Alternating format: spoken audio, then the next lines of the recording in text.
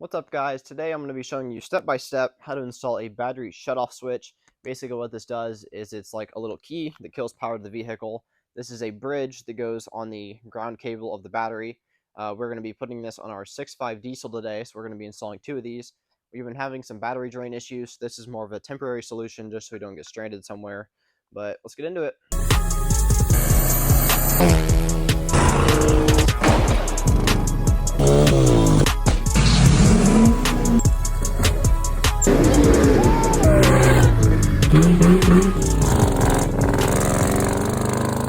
So the tools we're going to be using today is we have this kit that comes with all these different connections and shrink tube. You can use electrical tape to help seal the ends, but I would recommend shrink tube just because it looks cleaner. And then we're going to be using these heavy duty connections, which these will go right on the end. So we'll be installing 4 of these on the battery cable. Basically what we'll do is cut the battery cable in half and then just install this in there. So then that will go like that, and then we have the key. Pretty self-explanatory. And then we have our heavy-duty battery cutters. A small handheld pair is not going to do it. These heavy-duty ones are definitely recommended. And then we have our heavy-duty crimpers. These are adjustable. Again, they're big because battery cables are big. So definitely, if you do not have these heavy tools and you're going to be doing this job, I definitely recommend buying these, especially this adjustable one because it can be used for smaller stuff. So yeah, let's get into it. So this is the truck we're going to be working on today. This is our 1996 6.5 turbo diesel OBS Chevy. We have a bunch of parts from Quad Start Tuning we're going to put on this. We did a lot of work on this before I did YouTube, unfortunately. There's an aftermarket computer. There's a ton of small issues, but yeah, we got a lot of parts to install on this thing. So there will be more videos on this truck. It's a pretty sweet engine bay. We did this whole overhaul last summer. It's been running great ever since. So let's get to work. So the first thing we're going to want to do is unhook the ground side of the battery, obviously, because we're not going to want to cut through a live ground. It probably won't do anything, but rather safe than sorry. This is just 15 mils for us. So some of you are probably wondering, what about all these small grounds? Because the battery can still ground through these. Yes, you are right, which is why we are going to be mounting those on this side of the battery bridge and then the battery side on this side. So all the small grounds are still going to be isolated, so it's not going to try and ground the battery. Before we continue, I want to introduce you guys to our shop help. This is a really weird turkey we have. She likes to be around humans, and she purrs.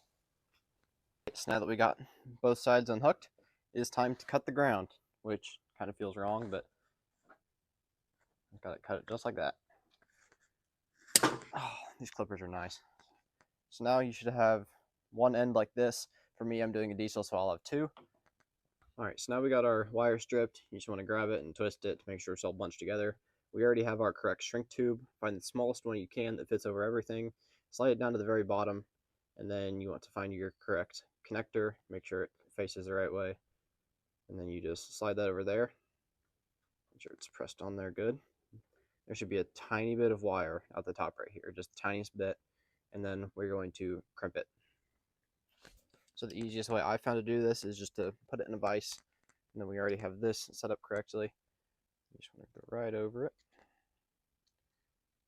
pinch it, make sure it's all the way pressed down, and then crimp it. Perfect. Next step is just to slide up the shrink tube and then heat it with a small torch. The next thing you're going to want to do is do the same steps we just went over, but on the opposite side. This will be a little more difficult, so you might have to remove your air box, or in my case, I just took off the front filter on the turbo.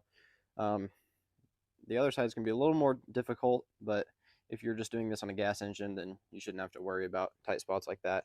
But typically the battery is going to be over here on any gas engine. So this is easy because this is where the air box usually is. So if you take that out, you should have direct access to this. Alright, so the next thing we're going to do, now that all the connections are wired, is take your newly connected end, the battery side one, and we're just going to put it on here, and then tighten this side first. It's kind of difficult to show you guys, because the engine bay is a little crammed with all the stuff in here. So we're going to put this other side on here, and then we have all of our small grounds as well, which those do all fit on here. It's going to take a little finessing. I'm not sure where Shop Turkey's going, but she just ate a piece of Bondo and now wants to leave. Alright, after everything's hooked up, it should look very similar to this. This side is the battery side, and then we have just no connections there. And this side we have the other end of the battery cable with all the smaller connections. And then this will just hook up to the battery, and then that will face straight up so we can turn it on and off. I have to go repeat the other side, and then we'll give it a test.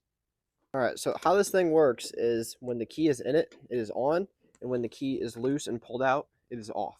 So right now, I have a button over here for my fuel pump that turns on and off manually. So what we're going to do is we're going to leave this run and then turn these cables on and off to see if they work. That one works. That one works as well. Perfect.